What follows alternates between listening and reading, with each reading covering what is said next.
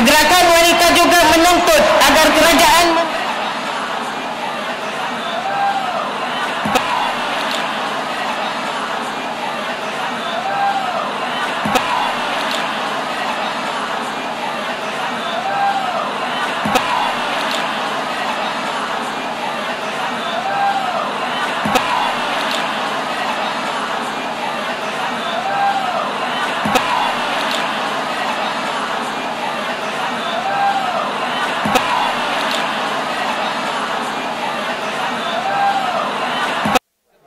Agung untuk wanita, ya, untuk memperingatkan wanita bahawa apa yang telah dilakukan oleh Rafizi terhadap Ketua Wanita Tan Sri Shahrizat Jalil sehingga beliau digugurkan daripada barisan kabinet, dan hari ini kita memperingatkan semua yang hadir di sini bahawa Rafizi ini adalah seorang pemfitnah, ya, pemfitnah yang telah pun dijatuhkan hukuman penjara selama 18 bulan. Jadi perkara ini bukan saya yang cipta, tetapi ianya adalah pengetahuan umum. Orang ramai telah pun tahu siapakah beliau yang sebenarnya.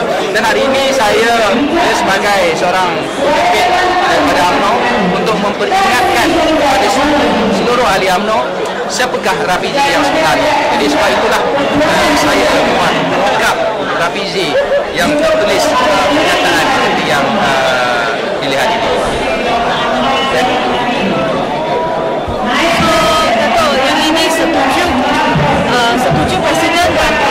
I mean, I'm happy that he continues to do this because Jamal is such a turn off to everyone. You know, the more he does this, the more that I think people are turned off by Jamal, and I think he's out of control. Before I even respond to that, I think he's really out of control. Datuk Seri Najib cannot control him. No Omar cannot control him. You know, it's very good for us, especially doing that.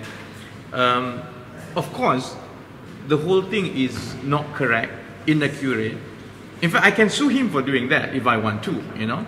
But I just got a lot of messages on the Facebook saying about how he didn't pay people salary and so on, so he doesn't have money, at least not his money, again. So I wouldn't do that.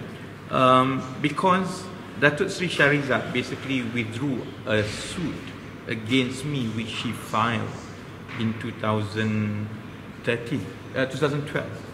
She filed a legal suit and she withdrew. The subject of the legal suit brought by her husband, Datuk Sri Saleh, was actually not about Wan Menerong or all the Singapore punya kondo and so on. It's not at all about the car, it's not at all about the Lembu kondo and so on. It is on one very particular, very specific transaction, which was the purchase of 8 properties in Eco-City. And even then, the judgment of which we are appealing revolves around, among other things, but primarily to my understanding, revolve around the meaning of the word menyeleweng. Because I say that wang NFC telah diseleweng and so on and so forth. The judge ruled that menyeleweng denotes a negative connotation that implies basically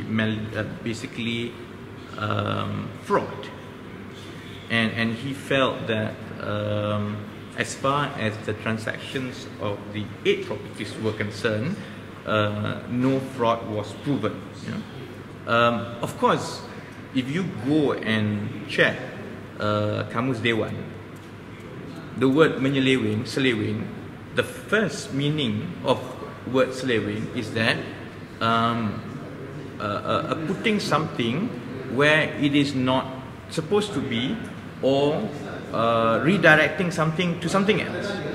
That was the meaning and the context of what I said in that statement. When I said that wang NFC telah diselewengkan, I meant that basically yang sepatutnya digunakan untuk lembu tetapi telah digunakan untuk beli property and so on and so forth.